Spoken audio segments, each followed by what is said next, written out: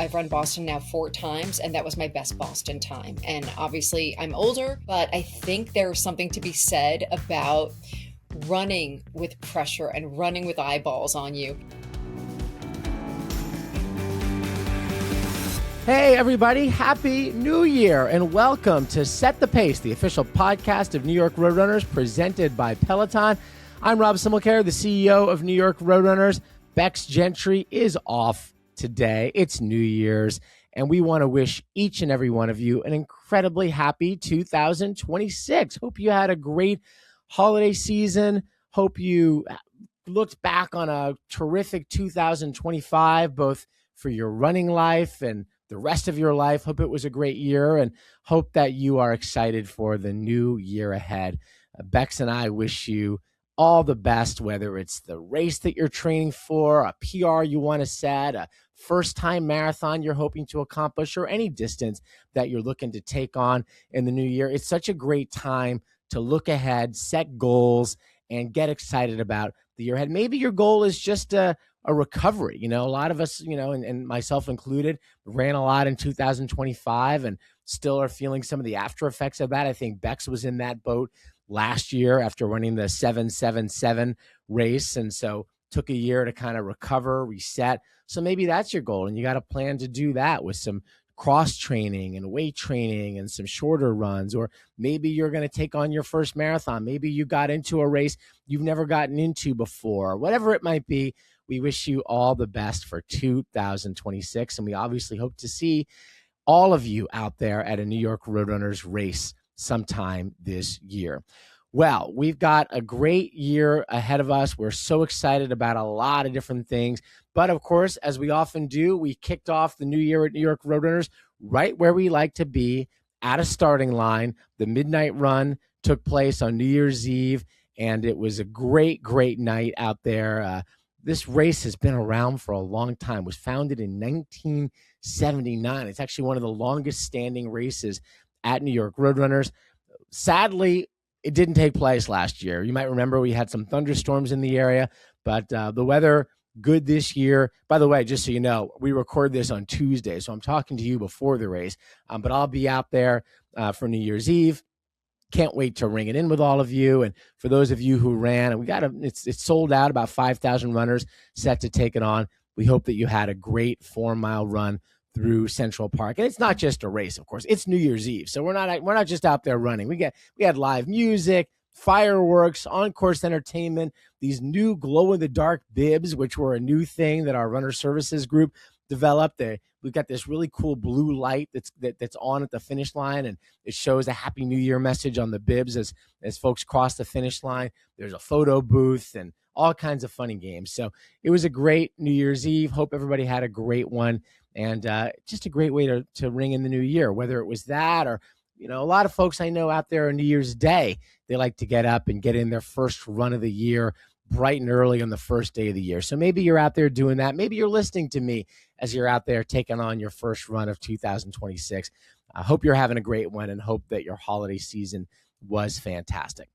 Coming up on this, our first show of 2026, a true member of the New York Roadrunners community, ABC News' Sam Ryan. Sam, you've seen her on Eyewitness News. She covers all of our local sports teams. She worked at ESPN for many years, covering all the different sports. She's covered Super Bowls. She's covered everything. And, of course, she's covered the TCS New York City Marathon many years at ESPN and ABC. Well, she's going to join us this year to talk about not just covering these races, but her own running journey, which is really an incredible one, from having childhood asthma and getting a note from her doctor saying she didn't have to run 1 mile in middle school to now running 13 marathons, including Boston and Chicago in 2025. So Sam will be here with us to ring in the new year. Sam was also running the Midnight Run this year as well. And then later on the show, running influencer Christina Gibbons will be here focusing on the mental side of running. She's here to tell her story. And then finally, in today's Meb Minute, Meb will share how winter training can help you build momentum for your big spring races. I think when the calendar changes to the new year, if you've got a spring race that you've signed up for, maybe it's the United Airlines NYC half, maybe it's one of the spring marathons in Tokyo or London or Boston or whatever it might be, your mind starts to shift. Now you're in the calendar year and you know it's time to start focusing on getting yourself ready for those spring races. So Meb will be here to help get you in the zone and focused on getting ready for whatever you're up to this spring. Peloton's most advanced tread yet is here. The new Peloton cross-training series Tread Plus, powered by Peloton IQ. Designed for runners who want top-tier performance, it features premium hardware that makes every run and workout more efficient, effective, and motivating. And it accelerates your personal growth mile after mile. The rubberized slap belt cushions every single step and creates an energizing running space for each stride. And with strength workouts, you can stack right into your routine. You'll build lower body muscle to support stronger runs. With auto incline adjusting automatically to match instructor cues, your intensity stays exactly where it needs to be, so you can stay in the zone and focus on your workout. Experience our most advanced tread yet at onepeloton.com. Peloton, the official digital fitness partner of New York Roadrunners. Our final guest of 2025 is someone very familiar to us at New York Roadrunners and to our fans out there, Sam Ryan, who is a sports anchor at Channel 7 in New York. And she's been on the air with us for years, helping us to tell the stories of our races and our runners. And she is one of our runners herself. She's lived those stories, completing 13 marathons, including 4 New York City marathons. And she's been an ambassador for our Team for Kids. And the last time I spoke with Sam was up in Boston, right before the Boston Marathon, where she was hoping to have a good day. And since then, she's added Chicago to her list. And this week, she's going to come back out to Central Park to run the Midnight Run with us to celebrate 2026. Sam, great to see you. So great to see you. Happy holidays and Happy New Year. What an honor to be the final guest of 2025. Wow. Yeah, I guess you're kind of technically, it's kind of like the Midnight Run. You're like the last of 25 and the first of 26, because this episode will actually post on New Year's Day. So Happy New Year to everybody out there listening, obviously. And first, I want to go back to Boston. We were together at the House of Blues, I remember, in Boston when you were getting ready for your run up there. How did it go?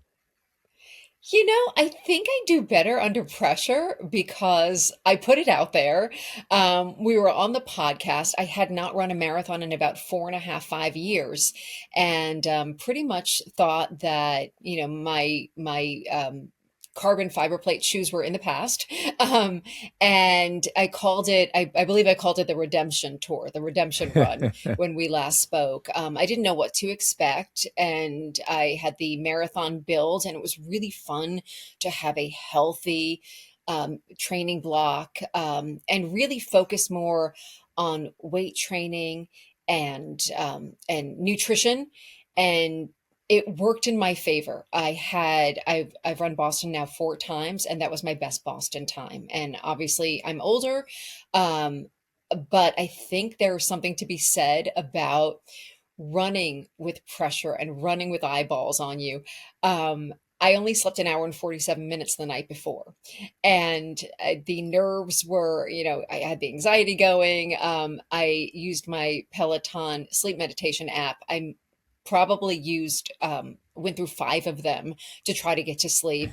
Finally, I put my AirPods in and used white noise to get to sleep. And I was under the covers in the hotel. I didn't know I how I always was say gonna the do it. sleep the night before a marathon is kind of like a bonus if you get it. You're not really going to sleep so well the night before. Typically, it's those nights before that you got to build up the sleep. Yeah. It's like when you're a second grader and the night before the first day of school. Yeah. Who's going to be in my class? You just don't know. Back in the day, we didn't know any of that. And I was really happy. For me, it was, like I said, it was my best. I'm not a fast runner, but it was my best marathon time for Boston. That's awesome. I just wanted a 4 in front of my time, and I got it. I'm So I happy was for really you. happy That's with it. fantastic. So thank you. And then you turned around and obviously got the bug again, because you turned around and I guess about 6 months later ran Chicago, which I ran as well. And Yep. that was I think you and I have chatted. That was a warm day for me. It was a beautiful day, but it got a little warm for me, and it caused me to to fall apart in the second half of the race. How was Chicago for you? Same. Yeah. Same. I had the perfect build. It was actually, I was stronger than Boston.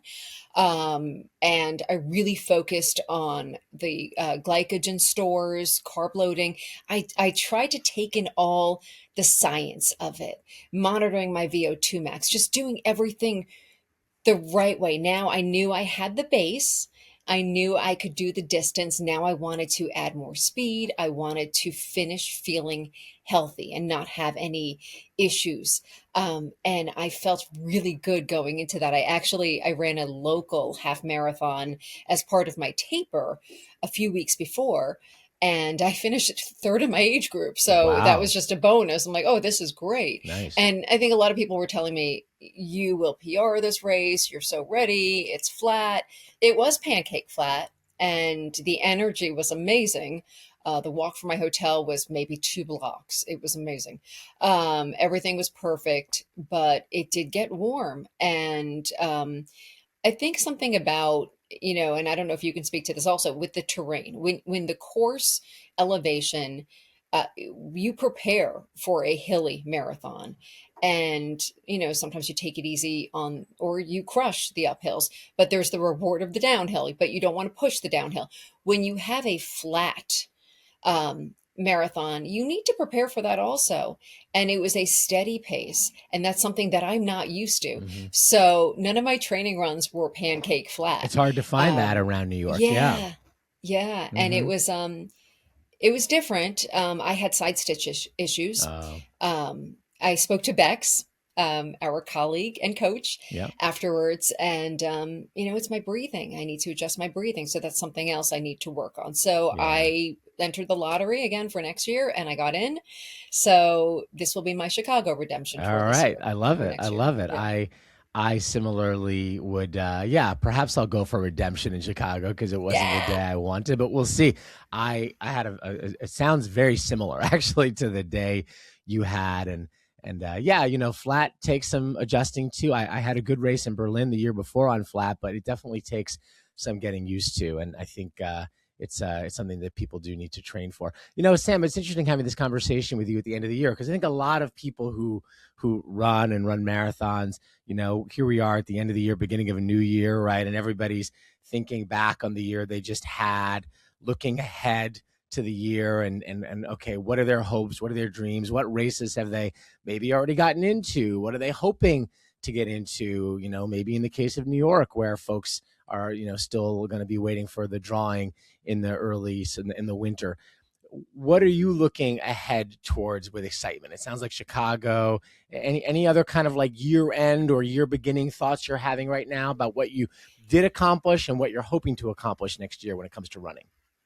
Really Chicago, but for me, it's more about my younger self was in awe with a marathon distance and completing the marathon. And if I could go out and get a PR, that was great.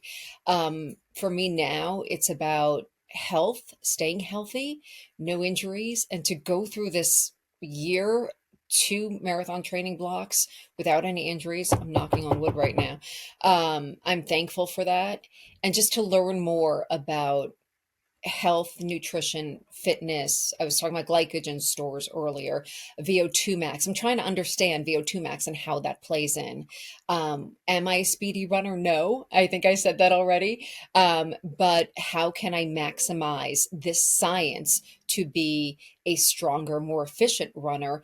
And I think something that's telling, and I don't know if you experienced this also, when I finished Chicago, the next day, there was no soreness. There were no issues. And granted, I didn't have the time I wanted, but I was 6 minutes slower than Boston.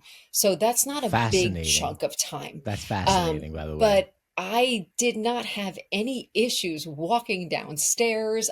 The soreness that my younger self would experience there. I mean, there was no icing afterwards. I walked away from that and I felt really good. And I think that's telling of my training. So although I had side stitch issues and that was hampering me the last 6 miles of Chicago, and there were heat issues, physically my muscles felt strong. So let's keep it up.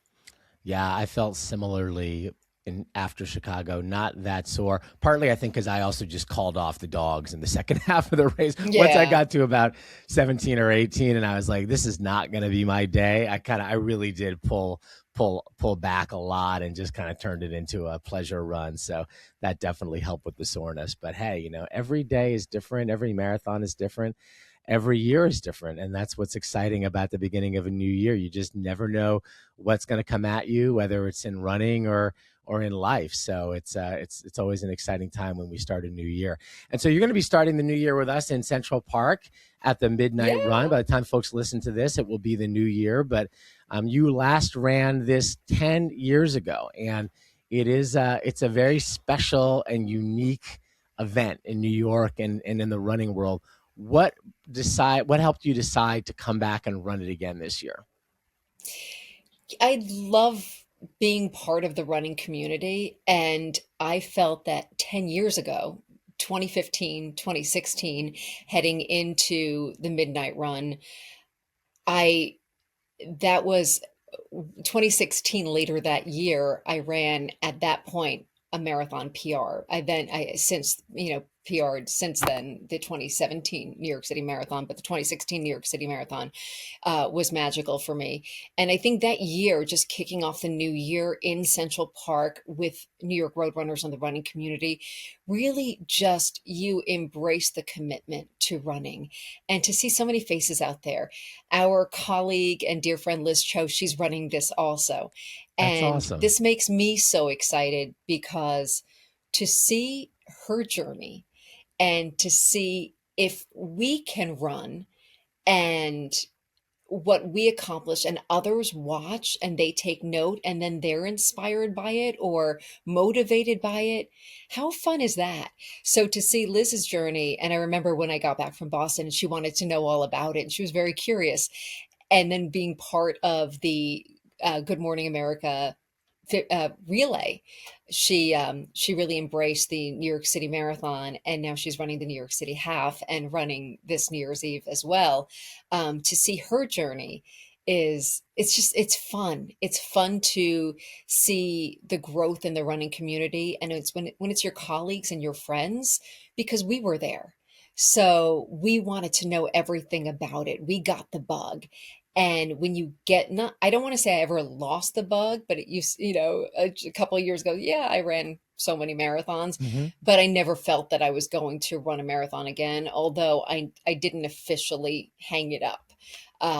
So to know there's something left in the tank is, it's comforting, it's to be back. But when you see others too, when you see others Yeah. embrace it and join the journey, it's so much fun. Yeah, it is, and it's a special thing to do it at midnight, the dawn of a new year in Central Park, and the vibe of it. I've The done it now a energy. couple years as CEO. I'll be out there on Wednesday night as well, celebrating 2026 with our community. And yeah, there's just something really special about it. It's very positive, and it's a fun way to start a new year. I love. Now, I did this 10 years ago, so I don't know what's changed, but I remember the fireworks at the start Yep. and just the energy and wow. And as you start running, as you're the fireworks are still, the sky is amazing.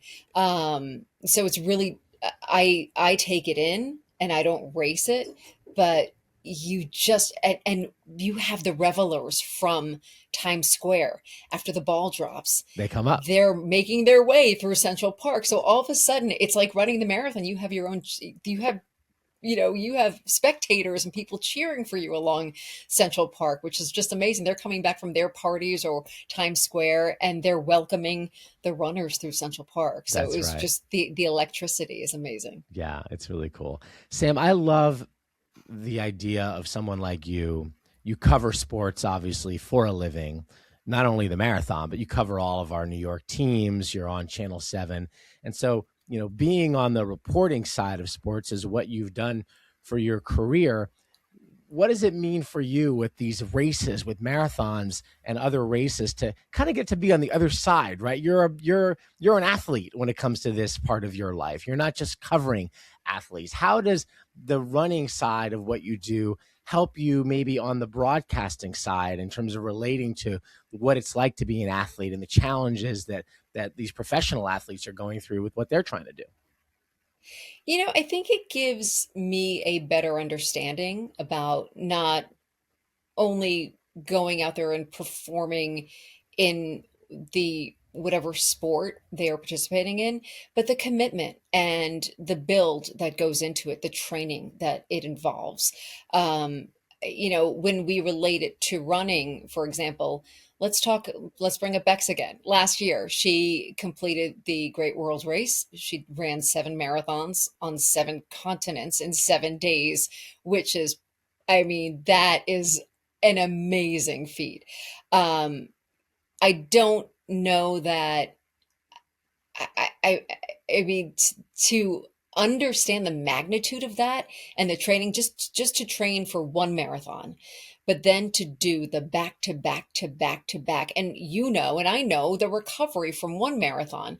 So to experience that and then to try to put that into perspective, it's just really hard to fathom. Had I not been a runner, I may look at that and say, wow, that's amazing, but not really grasp. And I'm not saying that people don't grasp it, but once you experience the marathon build and the marathon recovery, to know that it's pretty difficult to run a marathon a day after a marathon, let alone 7 in 7 days on 7 continents. It's mind boggling. So I think it puts into perspective the training, the commitment, and the mindset also, whether it is running, for the example, when we're covering the New York City Marathon, you see, and we talk about it all the time, 55,000 finishers, 55,000 stories.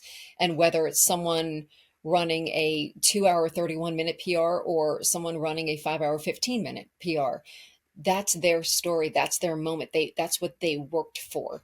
And to see those smiles at the finish line, to see that sense of accomplishment, we've been there.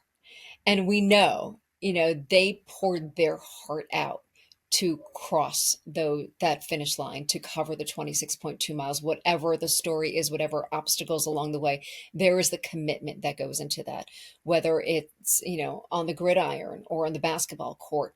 There is a buildup. There's training. It's the walk-on who was undrafted. It's it's the undrafted rookie who's finally getting the start, who went out there and proved himself on the practice squad. Yeah. It is that journey, that commitment that really transcends all of sports. It's such a different thing though when it's your living. I mean, we all love to do this stuff. We love to run. We do it for ourselves, for our mental health, for finding community. And it's awesome. Like, it's so pure in a way what we do. But these guys and gals who are out there doing it for a living, whether it's running or, the football and baseball and basketball and hockey players that you cover at Channel 7.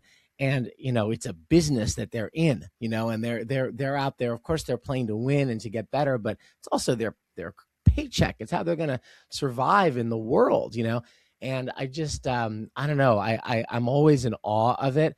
And it's, we all are sports fans in New York, right? And we criticize our teams when they're not doing well. And let's face it, we've had a lot to criticize this football season. Wait, you're a Mets fan. I know that. I'm a Mets fan. That's been a rough go. I'm a Giants fan. Not much better. The Jets, sorry for all those Jets fans out there. At least the Knicks are doing well. But like, it's been, it's rough being a professional athlete. You got people criticizing you all the time, coaches being criticized all the time.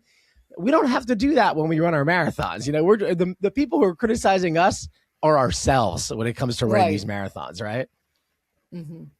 I can't imagine what that world is like. But we can be our own worst critics also, I mean, we're both still sitting here thinking about Chicago and I know there are people, all listeners out there right now, thinking about the good days they had and the bad days they had in 2025. Yep. We're all thinking about that one race where we could have done this. What if we did this? I could have shaved off 2 minutes doing this.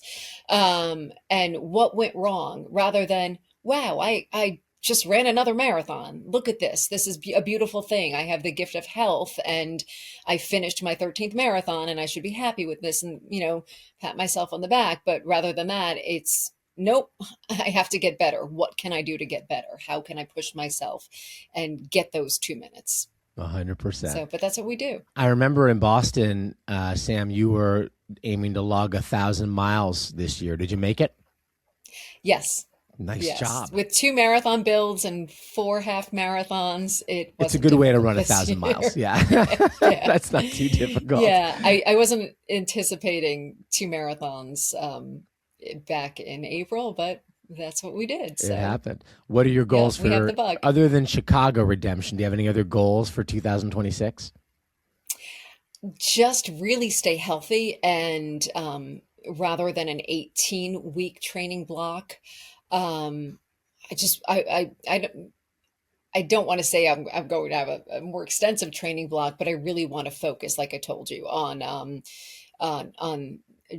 nutrition, continue with the weight training, and just not take time off, just really continue this slow build. But there's a base now where I'm not going backwards. So now that I have this base, keep this base up and really go into Chicago feeling strong and healthy and just getting out of my own head rather than, oh, I have side stitch, or, oh, this is difficult. Fight it. Yeah. We're going to fight the Demogorgons. Exactly. Fight the demons within. Fight those. That was a Stranger Things reference, if you didn't know. I've heard of it. I don't watch the show, but I've heard the reference. Okay. Yeah. We talked about in Boston, you had asthma as a kid. Yeah. And you had a doctor's note to keep from having to run the mile in school, right? So what's it like for you to look back on that young Sam who, wasn't able to run a mile and see what you're doing now running these marathons? It was not athletic at all. I remember homecoming in high school, and I was in the marching band. I was not an athlete, and between asthma and scoliosis, I never thought. I remember the first time we ran the mile in, I believe it was middle school, and I was towards the end, and it was just like, yeah, no, this is not for me. And then with the asthma and the scoliosis, I had the note, and I never had to do that again.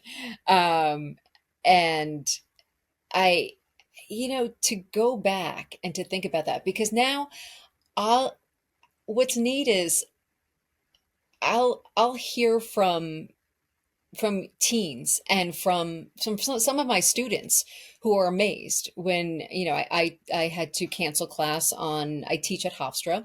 I'm an adjunct professor. So on the Boston Marathon, I had to cancel my class. And the day after the Chicago Marathon, I canceled class. And when I explained the reason why, because I'm running marathons, to see how my students, they were really impressed.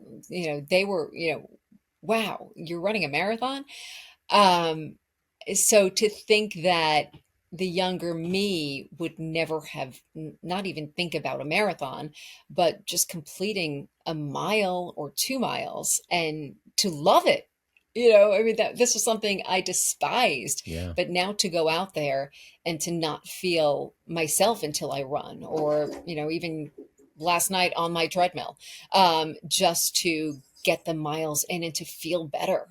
It strengthened me. It's my breathing is, I still gasp and I get side stitch, but my breathing is better, and I don't use my inhaler. I haven't used my inhaler in a while. You ran, I think, your first marathon or two with an inhaler, right? So with an inhaler. Yeah. Oh yeah. Mm-hmm. Yeah. My first couple of marathons and races with the inhaler in my pouch. I believe my New York City Marathon finish picture from the photo from 2013, I'm holding my inhaler up in my hand. I have a Hershey bar in one hand and my inhaler in the other hand. Because I didn't know. I had never tackled that distance, nor had I at that stage run even a 5K and just pushed it, where I just put my foot on the gas and pushed it because I just didn't know, am I going to start wheezing? And once I Mhm. learned and played with the distance, I'm like, okay, I'm getting stronger and healthier. Did you just grow out of it, the asthma and the need for the inhalers? Like how did that happen? I know I've spoken to people who had asthma or exercise induced asthma as a young person, and then it kind of just got better as they grew and their lungs developed. What was the story for you? Yeah, I don't know. I remember in my 20s, going to a pulmonologist and having the test done, and I was very dependent on my inhaler.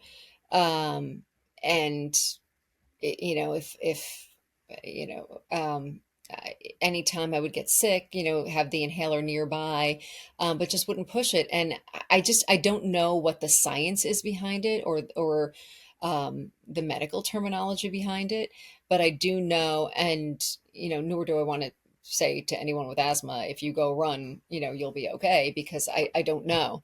But I do know that gradually, when it's exercise induced asthma, as I started gradually adding distance, my capacity was, it's like, okay, now I can go, I'm building up my stamina. And rather than running to the corner, now I can run to the corner and around the corner. Now I can run a whole loop around the block. Now I can run, one and a half times around the block. And I didn't feel winded. And I think that is just the growth and the strength. And I don't know what like the medical terminology or the physiology is behind that, but it works. For Yeah. me, it does. Yeah. All right. I'm going to make you talk sports with me for a quick minute Okay. here before we say goodbye. So, the New York sports scene right now is a mixed bag, let's say. The last team to win, a pro team to win a championship in New York, well, it was actually the Liberty. They won a championship not long ago. What do you think the next professional sports team in New York to win a championship will be? Well, Gotham just won, Gotham FC, Oh, yes, in that's the right. National They Women's just won Soccer as well. League. Yep. So, Okay. Yep. so And they've won a couple what do? times. They've won a couple times Yes, actually yes. in a fairly short history. Yeah. So, well, the Jets and Giants, we know this is not their season, and They seem a long way yeah, off. um, the Liberty are strong. The Knicks, they're having a really good season. They just won the NBA Cup, Do you and you think know they that have a they're not chance finished. to Do I think beat? they have a chance? Absolutely. Yeah. Absolutely. They're a strong team. They're a deep team. Their bench is solid. So yeah, I think the Knicks have a really good shot. Um, Can you let's imagine, look at Sam, the how crazy New York will go if the New York Knicks win a championship? I'm in my 50s and I don't remember the Knicks winning a championship. They won a couple times right, in the early 70s, but there are 50-year-old Knicks fans who have never seen the Knicks right. win a championship, and this is a real basketball city. So I think the city would lose it if the Knicks made it to the Yeah. finals, and certainly if they won. And they've come close, against the Spurs. But now, look what they're building, and I really like this team. Let's also look at our NHL teams. And when you look at the Eastern Conference and you look at the Metro Division, that Metro Division is oh so close. So you could be in third or fourth place, but still within 2 or 3 points of first. So really, that's anyone's. Wouldn't count the Devils, Rangers, or Islanders out either. We'll see how that shakes down. You know, Yankees, we're still waiting to see on Cody Bellinger. And we're still waiting to see, are the Yankees finished? Is Brian Cashman finished? But the Yankees had a good team. They got beat by a better team, the Blue Jays, and we'll see what the Yankees do in the remaining of this offseason. As for the Mets, you know, I mean, Mets said goodbye to Pete Alonso. They said goodbye to Edwin Diaz. They said goodbye to Jeff McNeil. It's tough for Mets fans right now. We'll see what David Stearns, if he makes any more moves, or is this, and also I forgot to say Brendan Nimmo as well. So, is this a dismantling of the team as we know it? Yeah. A rebuild, or do they add star players? We'll see. We'll see. What the Mets will put out there on the diamond this year. But the Yankees do have a good team. And they are getting back a healthy Garrett Cole. So keep that in mind too. Max Fried had a stellar season last season for the Yankees. And now Garrett Cole, while he'll miss opening day, he'll be back probably late April, early May. You have two aces now. Yeah. That's pretty amazing. All right, so I'm putting my money on the Knicks as the next New York team to win a championship, and that would really be fun to see. So we will see. Sam, I'm looking forward to seeing you out there in Central Park on New Year's Eve, and of course, looking forward to checking you out all year long on Channel 7. Thanks for your awesome coverage of all of our events, and I know we'll see you for the United Airlines NYC half on the air as well this spring, so can't wait to see you out there. But thanks for joining us, and Happy New Year. Oh, thank you for having me and for everyone out there running. I mean, we are our own worst critics, obviously, but you're doing it. We are all doing this, and we're doing this because we all share this love and passion for running. And I'm so thankful for New York Road Runners and for all of you and the support of the running community. You guys are all awesome. Awesome. Thanks, Sam. Happy New Year. Happy New Year to you. New York Road Runners is a nonprofit organization with a vision to build healthier lives and stronger communities through the transformative power of running. The support of members and donors like you helps us achieve our mission to transform the health and well-being of our communities through inclusive and accessible running experiences, empowering all to achieve their potential. Learn more and contribute at nyrr.org/donate. Christina Gibbons is a New York Roadrunners member who 4 years ago wasn't sure she could run a full mile. Since then, she's only completed 4 half marathons. Her running journey hasn't been without some setbacks. She had to pause training twice due to injuries, experiences that taught her patience and a deeper appreciation for building strength both physically and mentally. Christina has also built quite a following on TikTok by sharing the ups and downs of her journey and highlighting how running has helped her mental health, something we talk about a lot here at New York Roadrunners. And the beginning of the new year is a great time to think about that aspect of running as well. Here's Meb with Christina. Thanks, Rob. Christina, welcome to Set the Pace podcast. How are you feeling today? Feeling pretty good. Well, we're so delighted to have you. When you think back the time when you were running, you didn't feel like you ran 1 mile hard. What finally helped you believe that you can go that distance? Honestly, slowing down, and that it's not about the pace. I think beginning when I started, I really wanted to improve. So I needed to kind of put that mindset of running as fast as I can aside. So I always tell people that if they're just getting into running, to slow down, and it will help them love running, not hate it. And ultimately, that was my goal. It's a good call. Some people have the misconception that I got to go hard and survive, but slow is wise. Yes. You have had to stop due to injury twice. And what did you learn about yourself during those breaks, and what helped you come back each time? Yeah, those injuries were not fun. I learned, honestly, during those breaks, I learned a lot about proper fueling, proper warming up. I learned PT exercises. And most importantly, I learned that I needed to actively make a decision to take recovery days, or else my body was going to choose those days for me. Yeah, injuries are part of the sport, but it's not how many times you fall, but how many times you get back up. So you tell your stories Absolutely. on TikTok about mental side of running. What made you want to share that publicly, and how has running helped you feel stronger mentally? Yeah, I always say running is a mental game. I even think the rest and recovery days are part of that game as well. Running is hard. There are so many points during a run and even the moments before a run where my brain will convince me that I either can't do it or don't want to do it. And it really isn't about wanting to do it or not, because in order to build mental toughness, we sometimes have to do the things that we don't want to do. Of course, there's a fine line, and we have to, be a little bit easy on ourselves. But I always say, if you don't feel like going for a run, do it anyways, and then see how you feel during it. You might surprise yourself. Christina, that's also wise advice, because the hardest part I tell people is lacing your shoes up and getting out the door. And once you get out after a mile or so, you will have that energy and endorphin. Yes. But preparation is the key to success. But you have said that racing in Central Park made you feel connected to the running community. What does being part of the NYRR races mean to you now? Oh, I love running in Central Park. I really never get tired of it. And when I first started running, it was honestly just a personal challenge just to see how much that I can achieve. And as I got into racing over the past few years with NYRR, it connected me with a lot of people who share the same hobby, same mindset.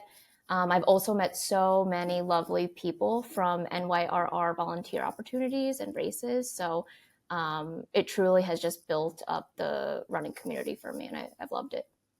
Yeah, definitely. The New York Runners do an amazing job, but also been in Central Park. Some people ask me, can you live in New York? I said, well, if I'm close enough to Central Park, I think I can. So the community is pretty, pretty Exactly.